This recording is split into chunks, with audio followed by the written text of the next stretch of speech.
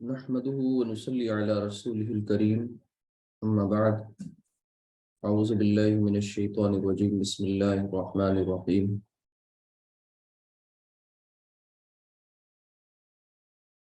لا يدخل الجنة من كان في قلبه مثقال ذرة من كبر قال رجل إن الرجل يحب أن يكون ثوبه حسنا ونعله حسنة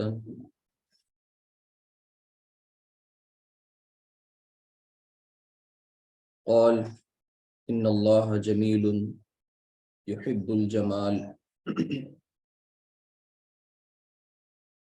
الكبر بطر الحق وغمط الناس أو كما قال عليه الصلاة والسلام رب اشرح لي صدري ويسر لي أمري واحلل عقدة من لساني يفقهوا قولي رب يسر ولا تعسر وتمم بالخير آمين يا رب العالمين۔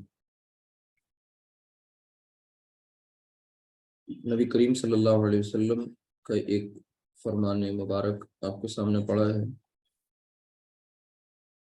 آپ صلی اللہ علیہ وسلم کا ارشاد ہے کہ جنت میں داخل نہیں ہو سکتا وہ شخص جس کے دل میں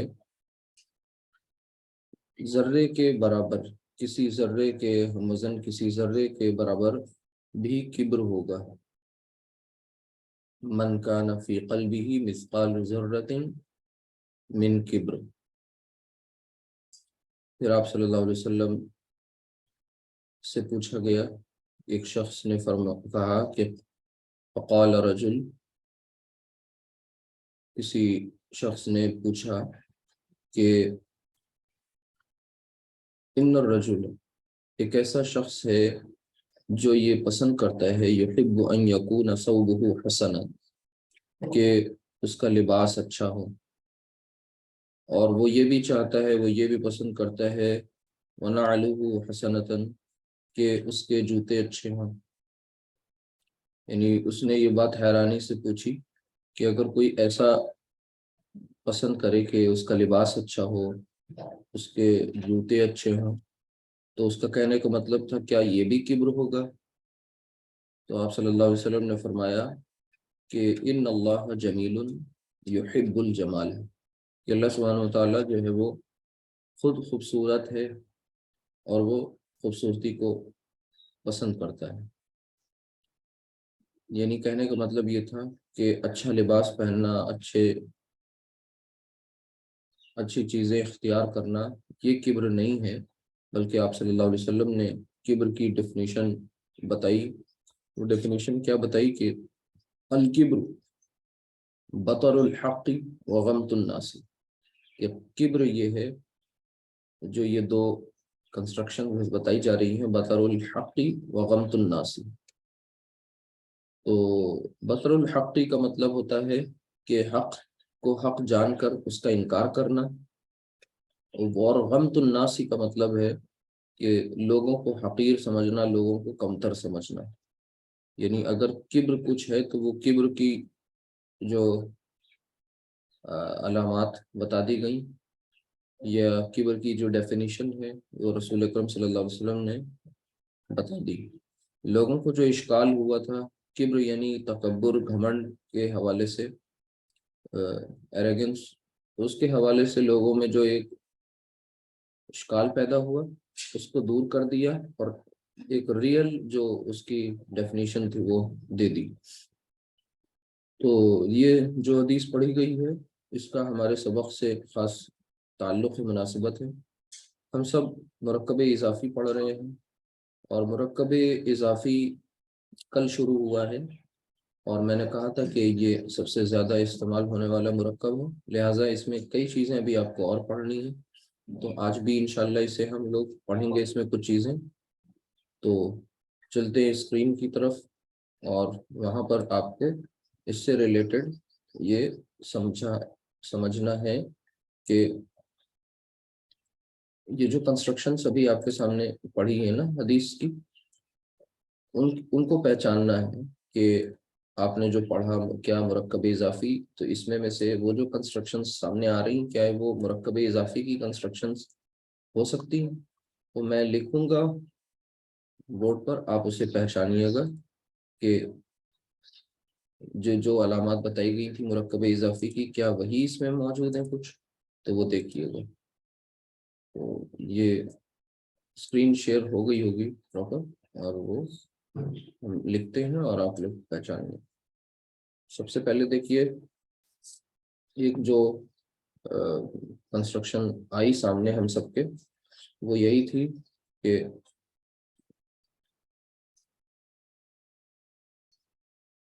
ہمارا جو ٹاپک ہے، عنوان ہے، وہ یہی ہے کل کا ہی، یعنی مرکب اضافی۔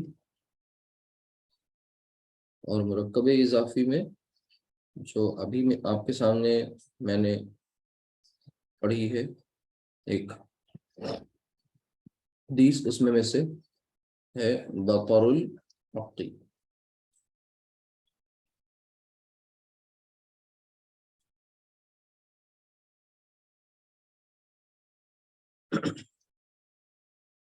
اس کو پہچانیے اور کل کا جو لیسن ہے اس کو ریکال کریے۔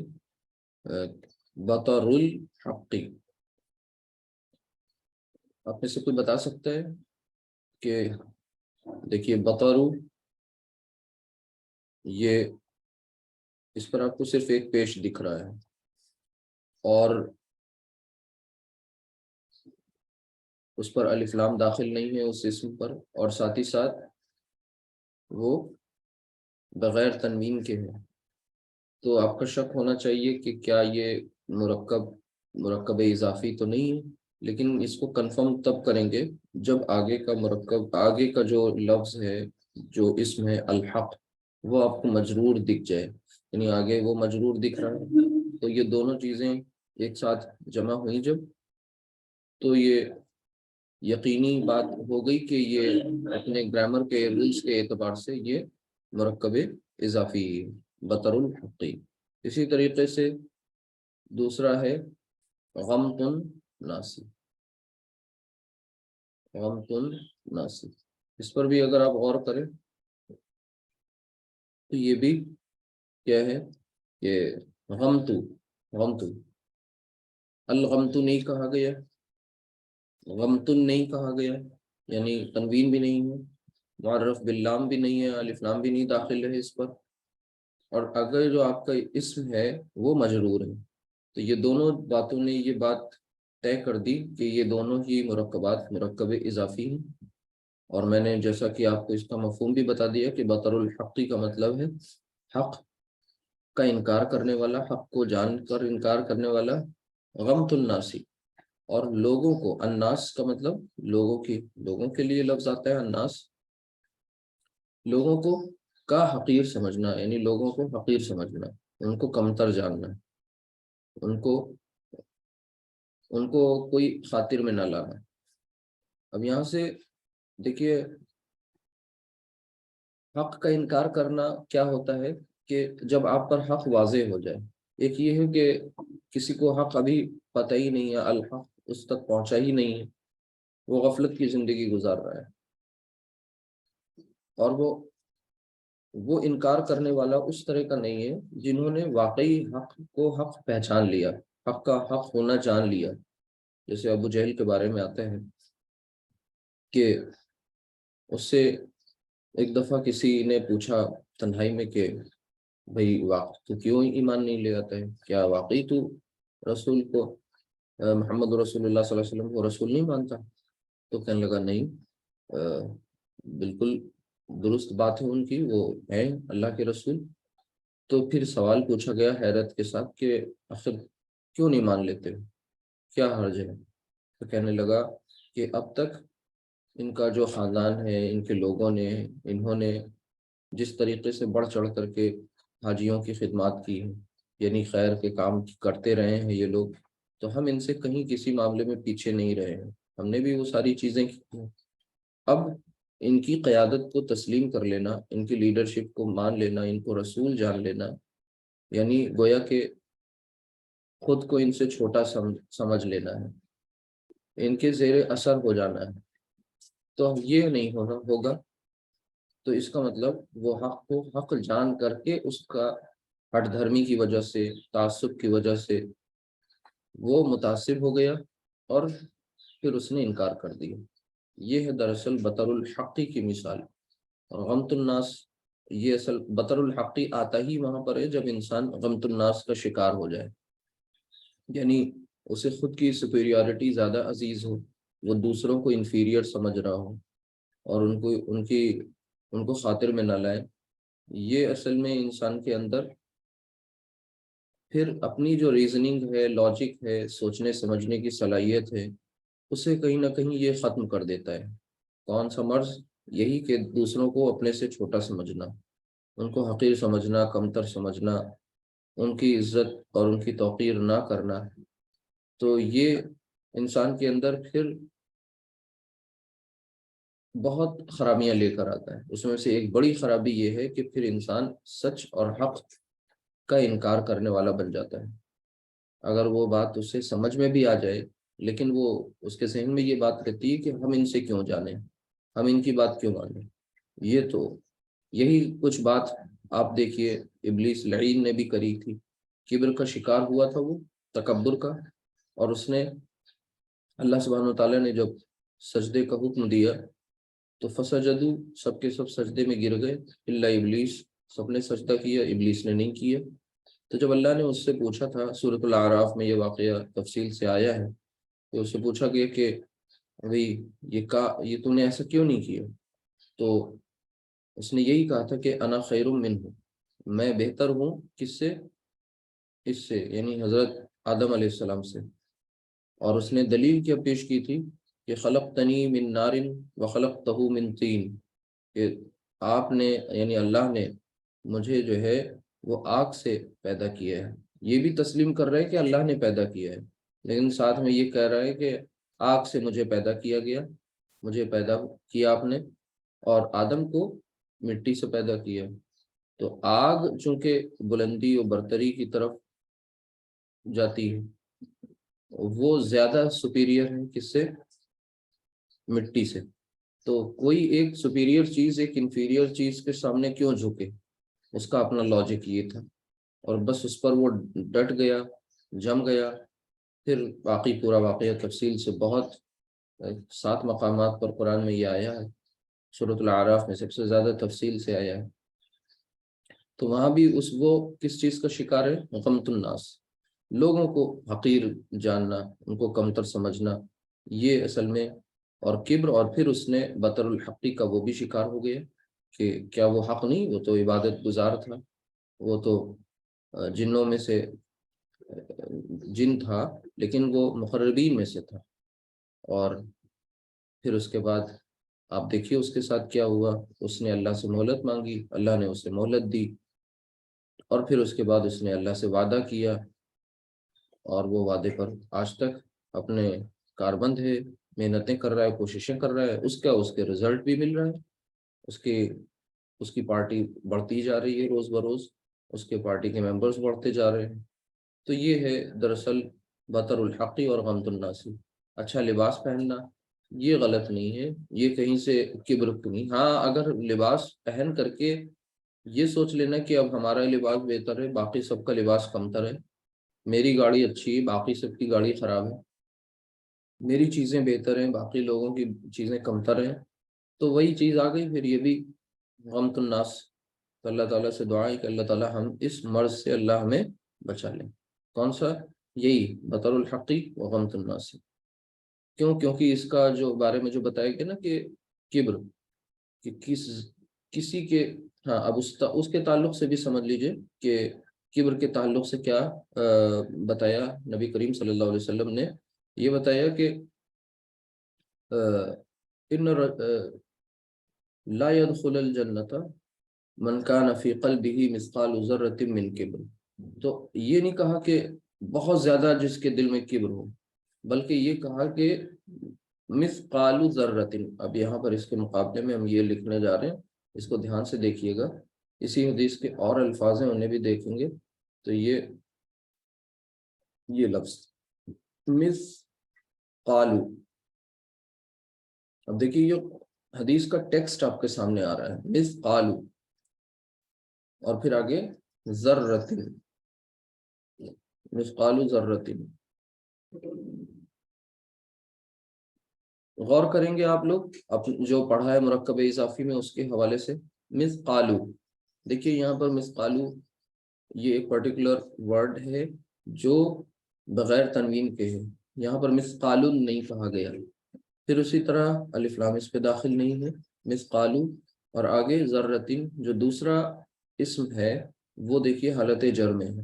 تو دونوں چیزیں ایک ساتھ جمع ہوئی، سارے اصول مضاف مضاف الیہ کے، لہٰذا الٹیمیٹلی یہ ڈیسائیڈ کر لیا گیا کہ یہ کیا ہے، یہ مرکب اضافی کی ہی ایگزامپل ہے.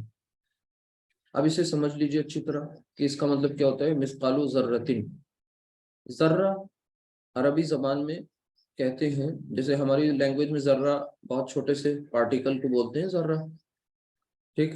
عربی زبان میں ذرے کا مطلب یہ ہوتا ہے کہ چیٹی کے انڈے میں سے جو بچہ نکلتا ہے اسے ذرہ کہتے ہیں. ایک چیٹی ہی کتنی چھوٹی سی چیز ہے، پھر اس چھوٹی سی مخلوق کے اندر جب وہ انڈے دے اور اس انڈے میں سے جو بچہ نکلے، وہ بچہ جو ہے اس کا، چیٹی کا، وہ دراصل ذرے سے اس کو تعبیر کیا گیا ہے. اب آپ سوچیں کتنا مائنیوٹ پارٹیکل ہے، کتنا چھوٹا ہوگا وہ. ٹھیک ہے، تو مثقال ذرۃ کے کسی ذرے کے ہم وزن، کسی ذرے کے وزن کے برابر بھی کسی نے کبر کیا یا اس کے دل میں کبر ہو، کبر یعنی ایروگنس، گھمنڈ، غرور، تکبر، تو وہ کہاں نہیں جائے گا، جنت میں داخل نہیں ہوگا. ٹھیک. اب ایک بات یہاں غور کریے گا، یہ تو کلیئر ہو گیا آپ سب کو کہ یہ تینوں کے تینوں مرکبات اضافی ہی ہیں، لیکن آپ غور کریں کہ پہلے کے جو دو مرکب ہیں اس میں دیکھیے مضاف الیہ جو ہے وہ معرف باللام ہے، الف لام اس پر داخل کیا گیا ہے، الحق، الناس. بلکہ اب تک زیادہ تر جتنی کنسٹرکشنز آپ کے سامنے آئیں کل کی کلاس میں، وہ سب کی سب کنسٹرکشنز ایسی تھیں کہ وہاں پر آپ مضاف الیہ پر معرفہ اسم لے کر کے آ رہے تھے، یعنی کوئی نام آ رہا تھا زید، حامد، محمود، یا پھر جو بھی لائے آپ نکرہ اسم کو معرفہ بنا کر لائے. یعنی آپ نے ذرتن کو الذرتی کیوں نہیں کہا، سوال پیدا ہو گیا کہ اب تک مضاف الیہ میں آپ نے الف لام داخل کیا تھا، یہاں کیوں نہیں کیا گیا.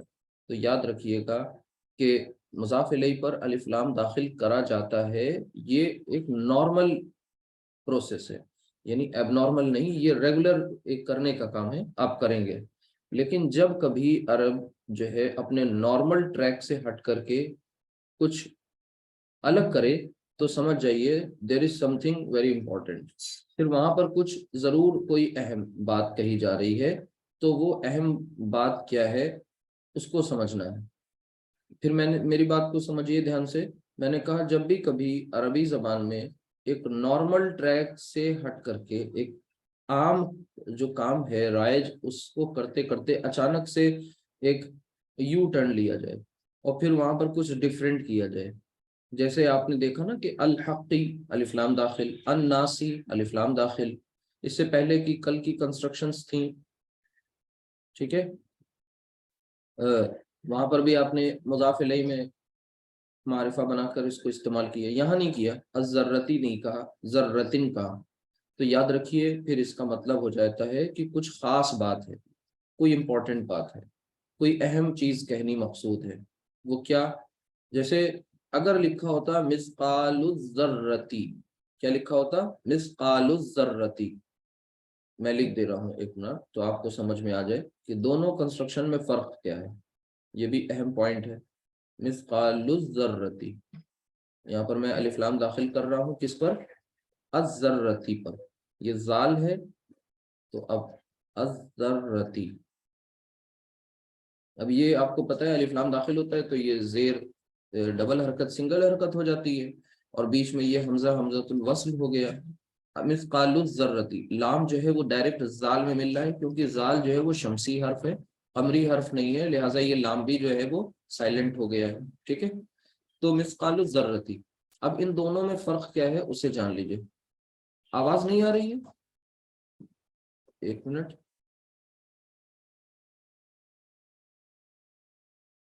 شروع سے آ رہی تھی آواز پراپر؟ آپ لوگ انمیوٹ کر کے بتا دیجئے۔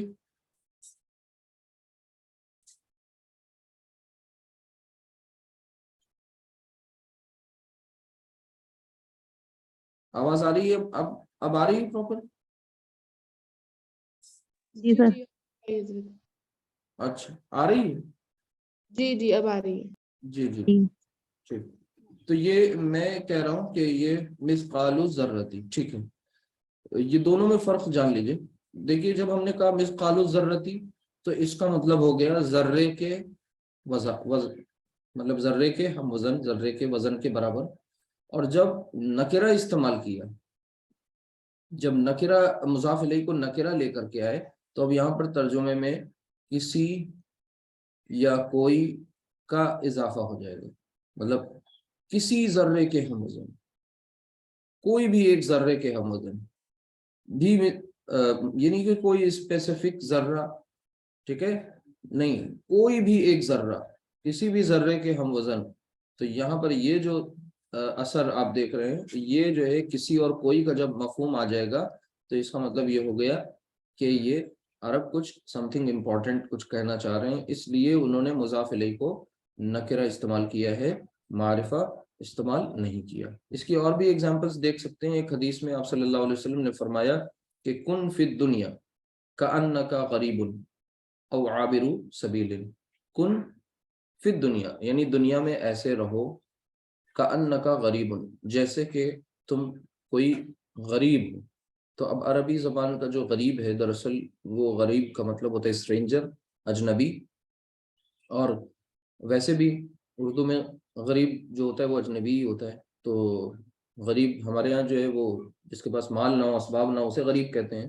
عربی کا مطلب، غریب کا مطلب یہ جو اجنبی ہو، جسے پہچان نہیں رہا ہو کوئی۔ تو کن فی الدنیا کأنک غریب او یا عابر سبیل، اب یہ دیکھیے، یہ کنسٹرکشن بھی دیکھنی ہے، عابر اور آگے فرمایا سبیل، تو یہ دیکھیے گا، سبیل کے معنی ہوتے ہیں راستہ، سبیل، سبیل۔ اب یہاں پر بھی دیکھیے عابر السبیلی نہیں کہا گیا، کیا کہا گیا؟ عابر سبیل، مضاف الیہ کو نکرہ استعمال کیا گیا، ٹھیک ہے، الف لام داخل نہیں کیا گیا۔ کسی راستے کا پار کرنے والا، کسی راستے کا عبور کرنے والا، ٹھیک ہے۔ تو دنیا میں ایسے رہنا ہے جیسے کہ کوئی راستہ ہم ہیں وہ پار کرنے جا رہے ہیں، اور آپ کو پتہ ہے کسی راستے کو پار کرنے والا جو شخص ہوتا ہے، یعنی مسافر، وہ راستے میں نہیں بیٹھتا ہے، راستے میں گھر نہیں بناتا ہے، راستے میں اس کو قرار نہیں آتا، راستے میں وہ جو ہے غافل نہیں ہو جاتا، بلکہ وہ منزل کی طرف فکر مند انداز میں چلتا رہتا ہے، اور ریگولر چل ہی رہا ہوتا ہے منزل کی طرف، جب تک منزل پہ پہنچ نہیں جاتا اسے قرار نہیں آتا، ٹھیک ہے۔ تو عابر سبیل یعنی کسی راستے کا پار کرنے والا، یہاں پر بھی آپ نے دیکھا۔ اسی طریقے سے اور بھی قرآن کریم میں ایک جگہ پر فرمایا میں گیا کہ اللہ سبحانہ وتعالیٰ کا ارشاد ہے کہ لا اضیع عمل عامل منکم من ذکر او انثی، مطلب تم میں سے کوئی مرد ہو یا عورت، تو کوئی عمل کرنے والے کا عمل اللہ سبحانہ وتعالیٰ ضائع نہیں کرتا، خواہ وہ مرد ہو یا عورت۔ تو وہاں پر جو کنسٹرکشن استعمال کی گئی وہ بھی یہی کنسٹرکشن ہے، اور یہ عمل، اور آگے فرمایا عاملن، عمل عاملن۔ اب دیکھیے عاملن، العاملی نہیں کہا گیا، اور عمل دیکھیے تنوین نہیں ہے اس پر، الف لام بھی داخل نہیں ہے، دوسرا مجرور ہے، لہٰذا دونوں چیزیں ایک جگہ جمع ہو جائیں، تو لہٰذا ڈیسائیڈ یہ کیا گیا کہ یہ مرکب اضافی ہے۔ عمل عاملن کہ کسی عمل کرنے والے کا عمل، عمل کرنے والے کا عمل یہ نارمل سی بات ہو گئی، اور کسی عمل کرنے والے کا عمل کہ کسی کوئی، تو کسی عمل کرنے والے کا عمل ضائع نہیں کیا جاتا اللہ سبحانہ تعالیٰ کے نزدیک، چاہے وہ جینڈر بائسنس نہیں ہے، چاہے وہ مرد ہو یا عورت ہو، وہاں پر بالکل 100% ایکولیٹی ہے، کہ ایکویٹی سب کچھ ہے، کہ وہاں پر پھر مرد ہو یا عورت نیکی کا ایک نے کی تو اس کا بدلہ اتنا ہی ہے، چاہے وہ مرد کرے چاہے وہ عورت کرے. ایسا نہیں کہ عورت کرے گی تو وہ نیکی کم کاؤنٹ کی جائے گی، اس کا وزن کم ہوگا، نہیں. تو یہاں پر آپ نے دیکھا کہ جو مرکب اضافی ہے وہ مضاف الیہ اس کا کب کب کن کن حالات میں، جب آپ نے دیکھا نکرہ استعمال ہوا تو وہاں پر ترجمے میں کن چیزوں کا اضافہ کیا گیا. ٹھیک ہے، کسی کوئی یا پھر ایک کا بھی مفہوم آتا ہے، ایک. ٹھیک ہے، تو اس طریقے کے الفاظ کا مفہوم آ جاتا ہے ترجمے میں، یہ دھیان رکھا جاتا ہے. تو یہ اتنی چیزیں الحمدللہ ہو گئی. پھر اب چلتے ہیں دوسرے پارٹ کی طرف، اور اب وہی نارمل جو ایک سلسلہ چل رہا تھا اس کو آگے بڑھاتے ہیں. کچھ کنسٹرکشنز اور لیتے ہیں. کل آپ نے دیکھا تھا عام طور سے ہم سب نے واحد ایگزامپلس لی تھیں اپنے مرکب میں.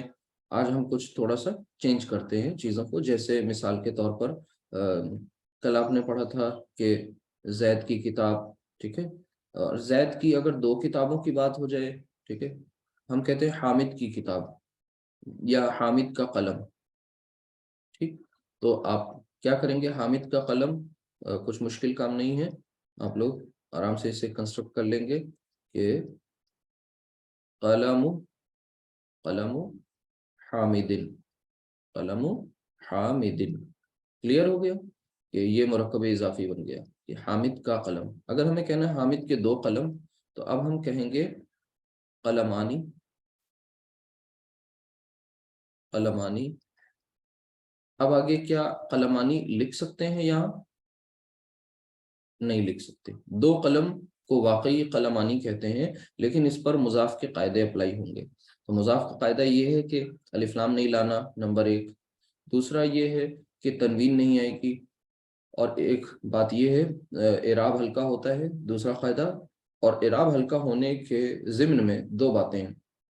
اگر تنوین ہے تو تنوین ڈراپ ہو جائے گی، اور اگر آنی والی اونا والی جو ساؤنڈ میں جو نون آتا ہے وہ نون ڈراپ ہو جائے گا. تو اب ہو گیا یہ قلمہ اور حامدن. اب کیا مطلب ہوا اس کا؟ حامد کے دو قلم. اسی طریقے سے شاید یہ کنسٹرکشن کل آئی تھی کہ اللہ کا رسول، تو اسے ریوائز کر لے ایک بار. تو ہم کہیں گے رسول اللہ، رسول اللہ، اللہ کا رسول. ہمیں کہنا ہے اللہ کے دو رسول، تو کیا کہیں گے؟ رسولانی. دو رسول کے لیے رسولانی. لیکن اب قاعدے اپلائی ہوں گے مضاف کے، تو اس کا نون ہٹ جائے گا، ڈراپ ہو جائے گا. رسول اللہ، رسول اللہ. اب رسول اللہ جب اسے آپ پڑھیں گے تو آواز کنفیوژن کا شکار نہیں ہونا. دیکھیے یہاں پر یہ لام الف کا جو رسول اللہ ہی نہیں کہیں گے، غلط ہو جائے گا. ٹھیک ہے، تو جب کہیں یہ لکھا ہوگا تب تو صاف صاف نظر آ جائے گا کہ یہ دیکھیے یہ لام الف جو ہے وہ رسولانی کی کا پتہ ہمیں دے رہا ہے. یعنی یہاں پتہ چل رہا ہے کہ یہ ڈوئل ہے یہاں. ٹھیک ہے، کوئی مسئلہ نہیں ہے. لیکن اگر کبھی یہ غلطی کا امکان ہو کہ رسول جب رفع حالت میں ہے تو رسول اللہ، اگر یہ منصوب میں ہو جائے تو یہ ہو جائے گا رسول اللہ. کسی وجہ سے جب یہ مرکب اضافی حالت نصب میں جائے گا، آپ کو پتہ ہے کہ مرکب اضافی کا جو اعراب ہوتا ہے وہ مضاف الیہ سے نہیں پتہ چلتا. کس سے پتہ چلتا ہے؟ مضاف سے معلوم کیا جاتا ہے. کیوں؟ کیونکہ مضاف الیہ کو تو ہمیشہ حالت جر میں رہنا ہے، لیکن مضاف الیہ بتائے گا کہ اس کا اعراب کیا ہے. اب آپ ان دونوں میں کنفیوز نہیں ہوں گے. کیوں؟ یہ رسولہ زبر کے ساتھ ہے، پڑھنے میں دونوں کی آواز بالکل سیم آئے گی. یہ سنگولر کا ایگزامپل ہے اور نیچے والا ڈوئل کا ایگزامپل ہے. دونوں پڑھنے میں ایک جیسے ہیں. ٹھیک ہے، لیکن کنفیوژن کیوں نہیں ہونا ہے؟ کیونکہ ہم سب جب بھی مرکب اضافی نارمل بناتے ہیں تو وہاں پر ہمیشہ اس کو مرفوع حالت میں استعمال کرتے ہیں. ٹھیک ہے، یعنی اس کو منصوب یا مجرور نہیں بولتے. ہاں، منصوب یا مجرور کب ہوتی ہے؟ پیچھے کانٹیکسٹ کی وجہ سے. کوئی کانٹیکسٹ ہوتا ہے جس کی وجہ سے اس کی اعرابی حالت چینج ہو رہی ہوتی ہے. ٹھیک ہے، تو یہ بالکل 100% فیکٹ ہے کہ جب بھی رسول اللہ ہی بولا جائے گا نارمل حالات میں تو آپ کو پتہ چل جائے گا کہ یہ جو ہے منصوب نہیں ہے، بلکہ یہ مثنیٰ کے کانٹیکسٹ میں بات کی جا رہی ہے. ہاں، الا یہ کہ پیچھے کچھ ہوگا، وہ آگے انشاءاللہ پڑھیں گے کہ کب کوئی مرکب جو ہے وہ اپنی اعرابی حالت تبدیل کرتا ہے، وہ چیزیں ہوتی ہیں، وہ بتائی جائیں گی انشاءاللہ، وہ ابھی کے اس میں نہیں ہے ہمارے۔ اسی طریقے سے مان لیجئے کہنا یہ ہے کہ یہ واحد کی ایگزامپل ہے، پھر dual, singular dual, singular dual. اب اسی جگہ مضاف کی جگہ کوئی پلورل ایگزامپل ہمیں لانی ہے، جیسے ہم یہ کہنا چاہ رہے ہیں کہ مکہ کے مسلمان، تو مکہ کے مسلمان میں ہم یعنی جمع لفظ لانا چاہ رہے ہیں، مسلمون، تو اب مسلمان کی جمع جو ہے وہ مسلمون، لیکن مسلمون مضاف نہیں بن سکتا جب تک کہ اسے ہم موڈیفائی نہ کریں۔ تو اس کو موڈیفائی کریں گے تو اس کا نون ڈراپ ہو جائے گا، مضاف اب مضاف بن جائے گا مسلمون، اور آگے کہاں کے مسلمان؟ مکہ کے، تو مکہ، ٹھیک ہے۔ اب مکہ جو ہے وہ غیر منصرف اسم ہے، یہ حالت جرم زیر قبول نہیں کرتا۔ مکہ جو ہے وہ شہروں و ملکوں کے ناموں میں سے ہے، اس پر الف لام عام حالات میں داخل نہیں کی جاتی، الا یہ کہ عرب ہی الف لام داخل کرتے، ٹھیک ہے۔ عرب جن میں الف لام داخل کر دیں گے تو ہم ان میں کریں گے، ادروائز عام حالات میں شہروں و ملکوں کے ناموں میں الف لام داخل نہیں کیا جاتا۔ مکہ پہ وہ کبھی نہیں کرتے تو ہم بھی نہیں کریں گے۔ مسلمو مکہ، مکتی نہیں کہیں گے، مکتو، مکتا، مکتا غیر منصرف ہے، یہ حالت جر میں زیر نہیں قبول کرتا۔ تو بس کچھ کرنا نہیں تھا، آپ کو بتانا تھا کہ مضاف جو ہے وہ سنگولر بھی ہو سکتا ہے، ڈوئل بھی ہو سکتا ہے، اور پھر پلورل بھی ہو سکتا ہے۔ اسی طریقے سے یہ تو آپ نے مضاف کے سنگولر ڈوئل پلورل کے تعلق سے بات سمجھ لی۔ اب اگر مضاف الیہ سنگولر ڈوئل پلورل ہو جائے تو ہاں، تو اس کو بھی سمجھ لیجئے، جیسے آپ نے ابھی کیا مسلمان، مکہ کے مسلمان، ہم یہ کنسٹرکشن بنانا چاہ رہے ہیں کہ ہم کہیں مسلمان کا گھر، ٹھیک ہے، مسلمان کا گھر، تو گھر کی عربی کیا ہوتی ہے؟ بیت، اور بیتو، اب یہ مضاف بن سکتا ہے، کس کا گھر؟ بیت المسلمی، بیت المسلمی، ٹھیک ہے، حالت جر میں کر دیا اسے مضاف الیہ کو، اور یہ مضاف جو ہے بغیر تنوین کے الف لام داخل نہیں ہے۔ بیت المسلمی یعنی مسلمان کا ایک گھر، دو مسلمانوں کا گھر، گھر ایک ہے، گھر کو ہم ایک رکھتے ہیں، ٹھیک ہے، گھر کو سنگولر ہی رکھتے ہیں تینوں حالات میں، ہاں مسلمان کو چینج کرتے جاتے ہیں۔ یہاں پر ایک مسلمان ہے، اب مان لیجئے ایک ہی گھر ہے لیکن وہ دو مسلمانوں کا ہے، تو ہم لکھیں گے بیتو، اور پھر دو مسلمانوں کے لیے کیا ہوتا ہے؟ المسلمانی۔ تو کیا یہاں پر مضاف الیہ میں ہم المسلمانی لکھ سکتے ہیں؟ نہیں، کیوں؟ کیونکہ مضاف الیہ کو حالت جر میں لکھنا ہے ہمیں، اور حالت جر میں جب اسے لے جائیں گے تو آپ کو پتا ہے آنی، اینی، اینی، تو بیت المسلمینی، بیت المسلمینی۔ اب یہ چیز دقت آپ کو نہیں ہونی چاہیے اس کی، ہاں اگر کہیں نہیں سمجھ میں آتا تو فوراً پوچھنا چاہیے۔ آپ کو پتہ ہے کہ جب آپ نے اعراب پڑھا تھا، اعراب بہت امپورٹنٹ چیپٹر تھا، اس اعراب والے چیپٹر میں مسلم ایک لفظ لے کے ہم نے پورا مسلمون، اسی طرح مسلمانی، اور پھر مسلمون، ٹھیک ہے۔ اب یہ مسلمون جو تھا وہ مسلمن بھی بنا تھا اور مسلمین بھی بنا تھا جب اس کی حالت نصب اور حالت جر کی بات آئی تھی۔ اسی طرح وہ مسلمانی، آنی ساؤنڈ، مرفوع ساؤنڈ، یہ حالت نصب میں جب جاتی ہے تو آپ کو پتہ ہے عینی ساؤنڈ ہو جاتی ہے، تو مسلمانی، مسلمینی، مسلمینی۔ اسی طریقے سے مسلمون، یہ جمع سالم، مسلمون، اونا ساؤنڈ، یہ مرفوع ساؤنڈ ہے۔ اچھا، وہ مرفوع ساؤنڈ منصوب اور مجرور جب ہوتی ہے تو وہ اینا میں کنورٹ ہو جاتی ہے، مسلمون، مسلمینا، مسلمینا۔ تو وہی کام ہم یہاں کرنے جا رہے ہیں۔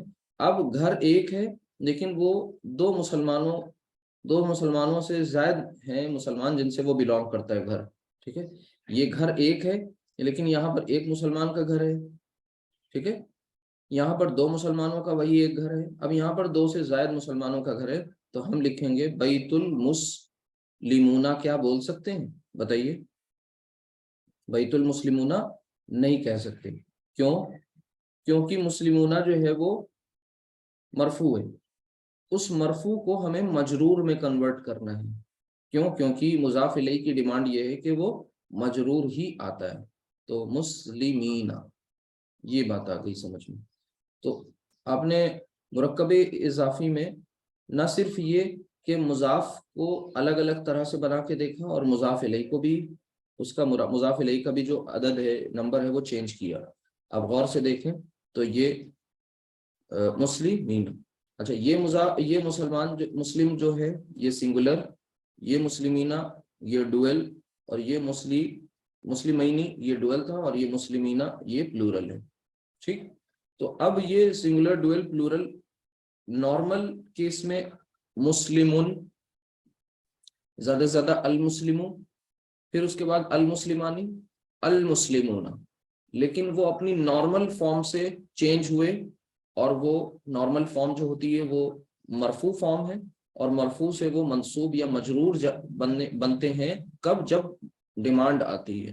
تو مضاف الیہ کی ڈیمانڈ یہ ہے کہ وہ مجرور اسم کو چاہتا ہے، تو لہٰذا اس کی ڈیمانڈ پوری کی جاتی ہے، اور وہاں پر وہ مجرور اسم لایا جاتا ہے. تو یہ چیزیں انشاءاللہ امید ہے آپ کو سمجھ میں آ گئی ہوں گی. یہ ایک آج کے ٹاپک کا ایک اہم پارٹ یہ تھا، پہلا پارٹ وہ تھا. اب ایک اور ہے تیسرا پارٹ، اس کو سمجھ لیجئے. یہی تیسرا اور آخری پارٹ ہے آج کی کلاس کا، انتہائی اہم ہے، اس کو بہت دھیان سے سمجھیے گا.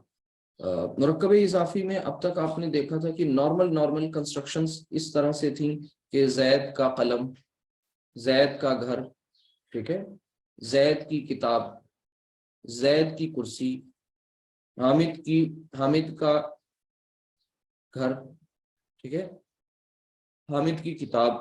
اب یہ جتنی بھی چیزیں ہم بولتے چلے جا رہے ہیں، یہ سب کے سب کیا ہے؟ مرکب اضافی ہی. کاکی کے سے ہم ان میں پہچان رہے ہیں، یہ مرکب اضافی. اچھا، تو اس کا مطلب آج کچھ نیٹ ورک ایشوز ہیں کیا؟ ویڈیو رک گیا، ایک سیکنڈ. اگر آڈیو پراپر ہے تو پھر انشاءاللہ دقت نہیں ہوگی. یہ جو میں اسکرین شیئر کر رہا ہوں، اسکرین نظر آ رہی ہے نا؟ جی آ رہی. ٹھیک ہے. اور آڈیو صحیح ہے؟ جی جی وہ بھی ٹھیک ہے. ٹھیک ہے، الحمدللہ. تو یہاں پر اب میں نے یہ بتایا آپ سب کو کہ کاکی کے جو ہوتا ہے یہ ہمیں پہچان کراتا ہے مضاف الیہ کی اردو میں. اور وہاں پر آپ نے دیکھا تھا کہ مضاف الیہ اب تک جو بنائے تھے ہم نے سب میں، اب تک جتنے بھی کنسٹرکٹ کیے مضاف الیہ، اس میں ایک مضاف ہوتا تھا اور ایک مضاف الیہ. کسی کو اس میں اب تک کوئی ڈاؤٹ کہ مضاف الیہ اور مضاف یہ دونوں ایک ایک ہوا کرتے تھے؟ لیکن اب ایگزامپل ایک سامنے لکھ رہے ہیں، اور آپ اس میں بتائیے کہ کیا وہ ویسی ہی ہے یا کچھ چینج ہو گئی ہے. دیکھیے گا، ایگزامپل ہے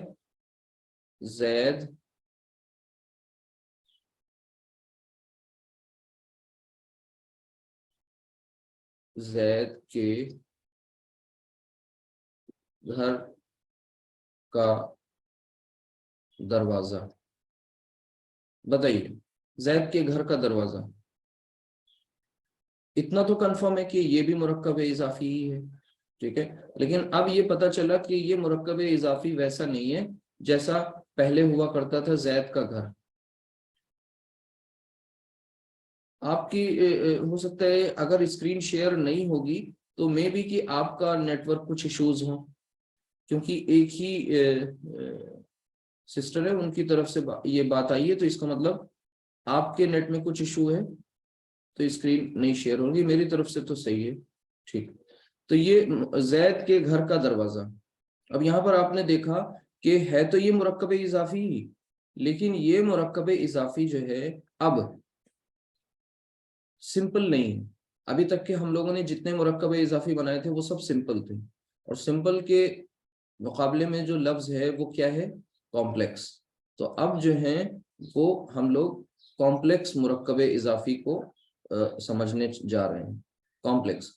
تو ہماری آج کی اب ہیڈنگ ہو جائے گی یہ کہ پیچیدہ مرکب اضافی. یعنی اگر ہم اس کی ہیڈنگ دینا چاہیں تو یہ ہو جائے گا پیچیدہ مرکب اضافی. ٹھیک. تو پیچیدہ مینس کمپلیکس. سمپل ابھی تک تھا جس میں ایک مضاف تو ایک مضاف الیہ ہوا کرتا تھا، زید کا گھر، یہ سمپل تھا. بٹ اب بات آ گئی زید کے گھر کا دروازہ. آسان الفاظ میں اس طرح سے سمجھ لیں کہ اب ایک سے زائد کاکی کے آئیں گے. ایک پیچیدہ مرکب اضافی وہ مرکب اضافی ہے جس میں ایک سے زیادہ مضاف یا ایک سے زیادہ مضاف الیہ ہوں. ٹھیک ہے، تو اسے کہا جاتا ہے ایک سے زیادہ مضاف الیہ والی کنسٹرکشن جو ہوتی ہے انہیں کہتے ہیں پیچیدہ مرکب اضافی. یہ مرکب اضافی کا ایک اپ گریڈڈ ورژن ہے، اب اس کی ایک اپ گریڈڈ فارم ہے. تو کوئی اس کا مشکل کام نہیں ہے اس کا ترجمہ کرنا. تھوڑا سا اگر آپ سب دھیان دیں تو پھر یہ بھی انشاءاللہ سمجھ میں آ جائے گا باقیوں کی طرح. دیکھیے اس میں سب سے پہلے کرتے کیا ہے، اب تک آپ کو یہ تو ایک بات اچھی طرح پتا تھی کہ زید کا گھر میں جب ہم کرتے تھے تو ایرو مینشن کرتے تھے، انٹرچینج کر دیتے تھے ان کی پلیس عربی میں، بعد والے کو پہلے اور پہلے والے کو بعد میں کرتے تھے. یہی کام یہاں بھی کرنا ہے کہ یہ پہلے والا جو ہے وہ بعد میں ہو جائے گا اور بعد والا پہلے آ جائے گا. اب بچا کون؟ بھئی زید بھی آ گیا، دروازہ بھی آ گیا، اب بچا کون؟ گھر. گھر سینٹر پہ ہے، یہ سینٹر میں ہی رہے گا. اب یہ ایک تو سیکوینس آپ کو پتہ چل گیا. کیا پتہ چل گیا؟ سیکوینس. اب بس ایک کام کر لینا ہے، وہ کیا کہ سب کا تعین کر لینا ہے ہیں کیا کیا یہ لوگ. تو دھیان سے دیکھیے، یہ جو دروازہ ہے آپ کو پتہ ہے یہ کیا بن جائے گا؟ یہ مضاف بنے گا، مضاف. زید جو ہوگا وہ کیا ہو جائے گا؟ یہ مضاف الیہ. ٹھیک ہے، یہ تو آپ نے پہلے سے بھی جانا ہوا ہے کہ آگے کی چیز پیچھے اور پیچھے کی آگے ہو جاتی ہے، انٹرچینج ہو جاتی ہے. گھر جو ہے یہ کامن ہے اگر آپ تھوڑا سا غور کریں، اور اسی گھر زید کے گھر کے کا دروازہ، اس کو اگر ہم تھوڑا سا کیا کر لیں، بریک کر لیں اور ان کا بائفرکیشن جب کریں گے تو ہمیں یہاں سے یہ اصل میں دو مرکب ملیں گے. ایک تو ملے گا زید کا گھر اور دوسرا ملے گا گھر کا دروازہ. یہ دیکھیے یہاں پر دو مرکبات ہیں، دو مرکبات کا مجموعہ ہے، وہ ایک مرکب بن گیا. تو دو مرکب جو بنے ان میں کامن کیا ہے؟ غور کریے، ان دونوں میں کامن، میتھس پڑھیے آپ نے میں سے کچھ لوگوں نے، کامن نکالتے ہیں آپ. تو یہ ان دونوں میں کامن کیا ہے؟ گھر. گھر کامن ہے، یہاں بھی گھر یہاں بھی گھر. اور زید اور دروازہ ایک ایک بار آ رہا ہے، تو زید اور دروازے کی پلیس تو انٹرچینج کر دی. گھر ایک بار ہے اور وہ بیچ میں ہی ہے، لیکن وہ دونوں مرکبات میں آ رہا ہے. اس زید کے لیے یہ کیا بن گیا؟ زید کا گھر. اس زید کے لیے یہ مضاف بن گیا. یعنی اگر آپ تھوڑا دھیان سے دیکھیے تو پہلے والی کنسٹرکشن میں زید کا گھر یہ والی، تو اس میں اگر آپ ایرو بنائیں ایسے اور ایسے تو آپ نے دیکھا کہ گھر جو ہے وہ مضاف بن جائے گا اور زید جو ہے وہ مضاف الیہ بن جائے گا. تو اس طرح سے آپ اگر تھوڑا سا دھیان دیں تو آپ کو پتہ چلے گا کہ یہ جو گھر ہے نا اس پر دو قاعدے اپلائی ہوں گے. یہ مضاف الیہ کے بھی قاعدے اپلائی ہوں گے اور مضاف کے بھی قاعدے اس پر اپلائی کیے جائیں گے. یہ زید کے ساتھ بھی اتنا ہی شریک ہے جتنا یہ گھر کے ساتھ وہ دروازے کے ساتھ ہے. تو یہ مضاف الیہ بھی ہے اور مضاف بھی ہے. اب بس کچھ نہیں کرنا، سب کا اسٹیٹس پتہ چل گیا، بس سب رول کے مطابق وہاں پر لفظ استعمال کر لینا ہے. تو ابھی فی الحال ہم سب سے پہلے سب کی عربی لکھ لیں اور وداؤٹ اعراب لکھیں گے. تو یہ دیکھیے دروازے کی عربی ہوتی ہے باب، تو یہاں ہم کوئی اعراب نہیں اس کا لکھیں گے، باب صرف لکھ لیں گے. اچھا، گھر کی عربی ہوتی ہے بیت، کوئی اعراب نہیں لگائیں گے. زید کی عربی زید، کوئی اعراب نہیں لگایا ہم نے. ٹھیک ہے، اب ان کو ذرا دیکھ لیجئے. اب کیا کرنا ہے؟ مضاف پر مضاف کے قاعدے لگا دیجئے. مضاف کے قاعدے کیا پڑھے ہیں آپ نے کہ پہلی بات تو اس میں الف لام نہیں لگائیں گے، نہیں لگایا باب میں. ٹھیک ہے، اس کے بعد اس مضاف میں ہمیں ڈبل حرکت نہیں لانی، یعنی تنوین نہیں لانی، تو بابن نہیں کہہ سکتے، لہٰذا ہم کیا کہیں گے؟ بابو.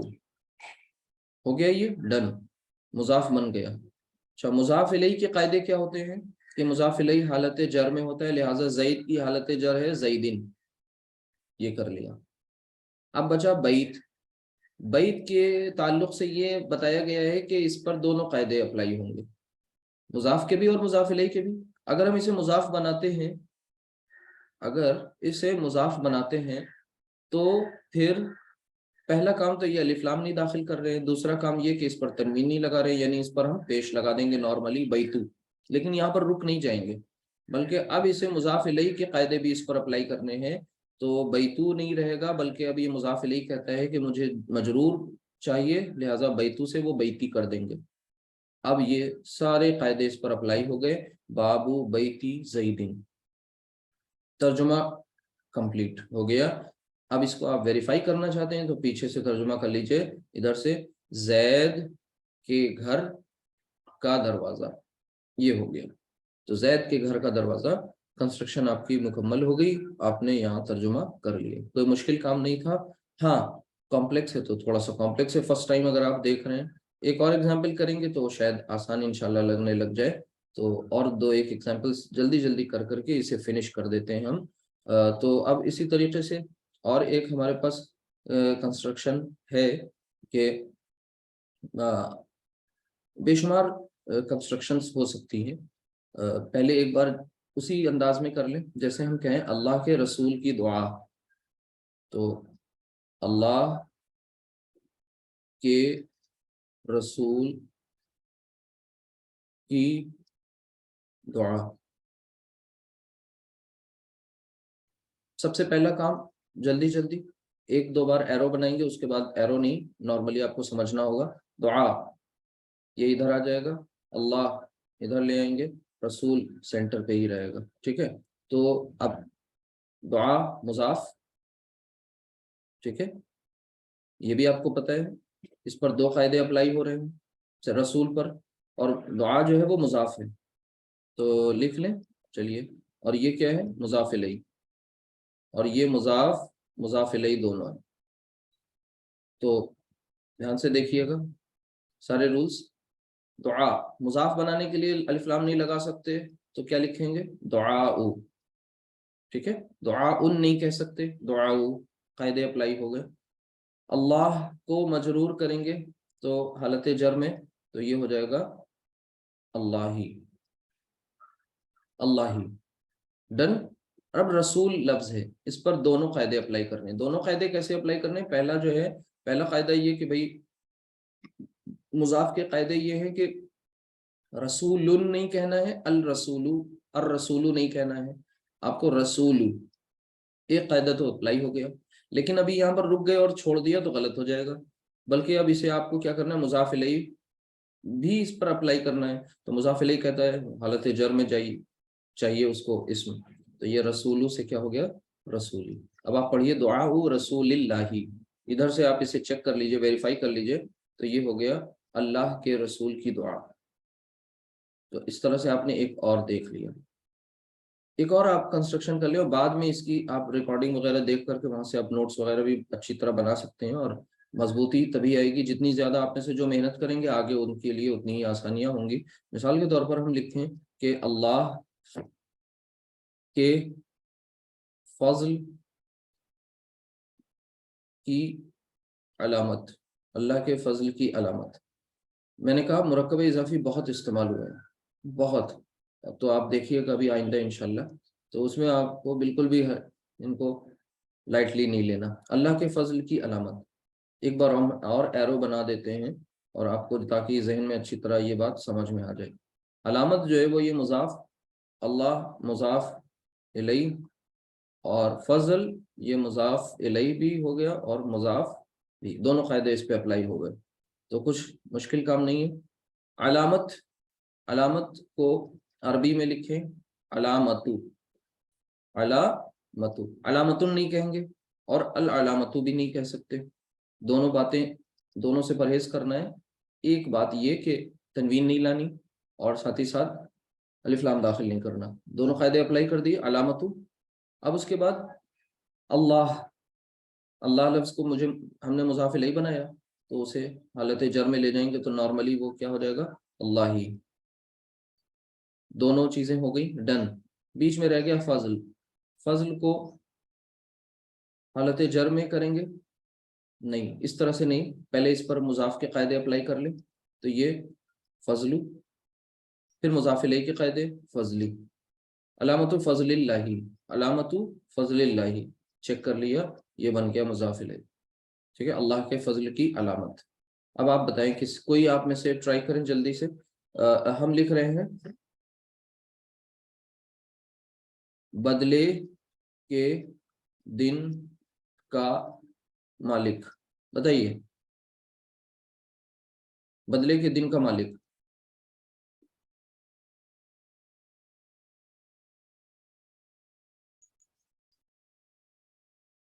ٹرائی کیجئے جلدی سے. بدلے کو عربی میں کیا کہیں گے حضرت؟ بدلے کو الدین. ہاں، تو سب سے پہلے پیچھے سے دیکھیے، مالک، مالک کی عربی بتائیے. مالک کی عربی مالکی ہی ہو جائے گی. ٹھیک ہے، مالک یوم الدین ہے. ہاں، تو ہم یہاں پر لکھ دیں گے مالکو، اور پھر اس کے بعد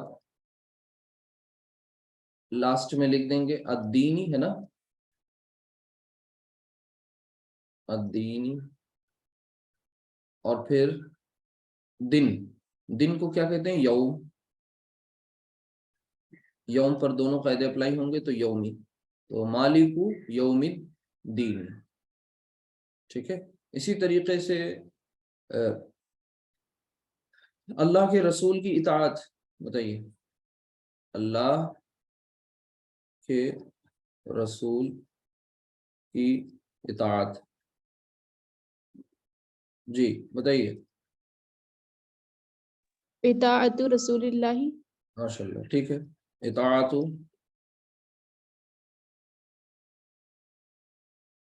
اطاعت رسول اللہ.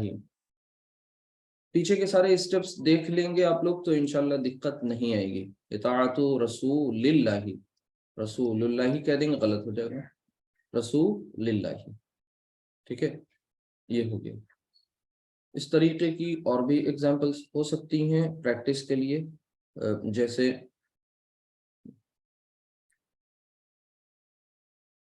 آپ کر سکتے ہیں یہ موت کی یاد کی کثرت. موت کی یاد کی کثرت، موت کی یاد کی کثرت. تو سمپل ہے، کثرت سے بات شروع کریے پیچھے سے. مطلب جو سیکوینس آپ کا عربی میں ہے اردو میں ہے، عربی میں اس کا جسٹ اپوزٹ. تو کثرت سے بات شروع ہوگی. کثرت کی عربی کثرت ہی ہے، کثرت. اور پھر اس کے بعد موت کو لاسٹ میں لانا ہے، الموتی، الموتی. ٹھیک ہے، اور یاد کو کیا کہتے ہیں؟ ذکر. تو یہ کیا ہو جائے گا؟ ذکر الموتی. یہ کثرت الموتی. ہاں، کثرت ذکر الموتی، کثرت ذکر الموتی. ایک اور دیکھ لیجئے اور بس بات فنش ہو جائے کہ ابو لہب کے دونوں ہاتھ، ابو لہب کے دونوں ہاتھ. تو دھیان سے دیکھیے گا، دونوں ہاتھ، دونوں ہاتھ ایک ورڈ ہے پرٹیکولر، اور یہ شروع میں آ جائے گا. دونوں دو ہاتھ کی عربی ہوتی ید، ید یعنی عربی ہے یدن. ٹھیک ہے، یدن ہاتھ کی عربی ہے یدن. تو یدن سے اگر ہمیں اس سے سنگولر ہی استعمال کرنا ہو اور مضاف بنانا ہو تو ہم لکھ دیں گے یدو. لیکن یدن دونوں ہاتھ تو کیا ہو جائے گا؟ یدانی، یدانی. تو یدانی جب مضاف بنائیں گے تو کیا وہ یدانی رہے گا؟ نہیں رہے گا، بلکہ اب نون ڈراپ ہو جائے گا. آپ کو پتہ ہے، یہ بات بتا چکے ہیں مسلمانی کے ضمن میں. تو یدا، یدا، بس نون جو آگے آنا تھا وہ نون ڈراپ ہو گیا، کیونکہ مضاف میں آنی اونا کا نون نہیں رہتا. یدا، اور پھر اس کے بعد ابو لہب. یہ خود میں اپنے آپ میں ایک مرکب ہے تیار شدہ، کوئی مسئلہ ہی نہیں ہے اب تو آپ لکھ دیں گے یدا अबू लहबिन, ठीक है, लहबिन। ये जो अबू ये लफ्ज है ये कुन्नियत के लिए इस्तेमाल हो रहा होता है आमतौर से, और अबू जैसे अबू का मतलब होता है बाप, यानी, लेकिन यहाँ पर ये कुन्नियत में बाप लफ्ज का मतलब नहीं होता, कि वाला का मफहूम देने लग जाता है कहीं कहीं। तो अबू लहब, तो अबू अबा अबी, जो मुरक्कब इजाफी में इस तरह से याद रखिएगा कि अब वैसे तो वालिद को अबुन कहते हैं, लेकिन वो अबू अबा अबी। अबू जो है वो कौन सी हालत में है? मरफू, अबा मंसूब और अबी मजरूर। तो यदा अबू लहबिन। अब अगर ये लिख के छोड़ देंगे गलत हो जाएगा, ठीक है। क्यों? क्योंकि ये अबू लहब एक मुरक्कब है, लहबिन मुजाफ इलैहि, अबू मुजाफ, अबू मुजाफ। लेकिन आपको ये अबू जो है वो कॉमन है। जब कोई चीज कॉमन होती है तो उस पर दोनों कायदे अप्लाई होते हैं, मुजाफ के भी मुजाफ इलैहि के भी। तो मुजाफ का कायदा ये हो गया कि भाई ये तो बाय डिफॉल्ट ऐसा इसम है जिस पर ना तो तनवीन है और ना ही ऐसा कुछ अलिफ लाम का मसला है। तो अबू नॉर्मली यूज किया जा सकता है इसे मुजाफ के तौर पर, लेकिन चूंकि मुजाफ इलैहि मजरूर होती है हालत जर में, तो इसलिए देखिए कौन सी फॉर्म आपको यूज करनी है? अभी। कौन सी फॉर्म यूज करनी है? अबू की जगह अभी। अब आपका ये पेचीदा मुरक्कब इजाफी मुकम्मल हुआ। तो यदा अबी लहबिन, ठीक है। तो अब अगर आप देखिए तब्बत यदा अबी लहबिन व तब, इसी तरह धीरे धीरे बहुत सी चीजें इंशाल्लाह आ जाएंगी। और ये हो गया आपका अल्हम्दुलिल्लाह इतनी चीजें। बाकी पेचीदा मुरक्कब इजाफी की और भी एग्जाम्पल्स इंशाल्लाह फिर कराई जाएंगी, आगे हम लोग करते रहेंगे। ये इंतहाई इम्पोर्टेंट टॉपिक है, और अभी एक और इसमें इसका सब टॉपिक बाकी है। दो आपके ये अहम अहम टॉपिक्स थे, एक नॉर्मल मुरक्कब इजाफी, फिर उसके बाद पेचीदा मुरक्कब इजाफी। अब इसके बाद नेक्स्ट जो पढ़ेंगे इंशाल्लाह वो मुरक्कब इजाफी में हम लोग प्रोनाउंस का इस्तेमाल करेंगे, ज़मायर का।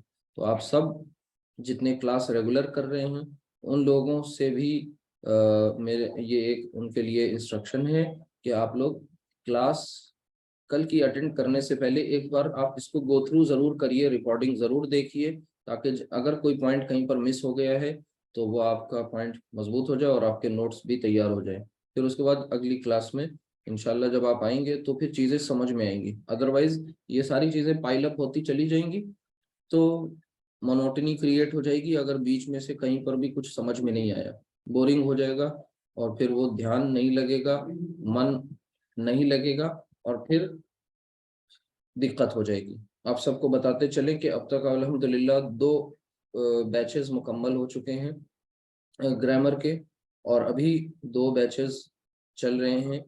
तो यानी ओवरऑल 4-5 बैचेस हैं, लेकिन अभी 2 बैचेस ऐसे हैं जिनमें ये ग्रामर चल रही है। आप लोगों का सबसे फ्रेश न्यू बैच है। तो इसमें अल्हम्दुलिल्लाह ये चीज़ें जो पढ़ाई जा रही हैं इनकी रिकॉर्डिंग भी मौजूद है, तो वो भी आप लोग देख सकते हैं, उससे फ़ायदा उठा सकते हैं। नोट्स ज़रूर बनाइए और जो सवालात हैं उन्हें नोट करिए। बीच बीच में आप पूछ भी सकते हैं। ऑडियो अनम्यूट करिए या फिर आप टेक्स्ट में चैट में अपने सवाल को मेंशन कर दिया करिए। क्लास एक्सप्लेनेशन के दौरान इंशाल्लाह सवालात लिए जाएंगे।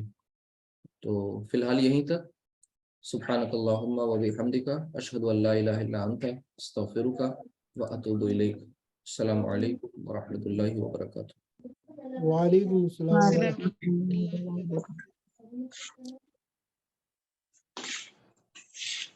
वालेकुम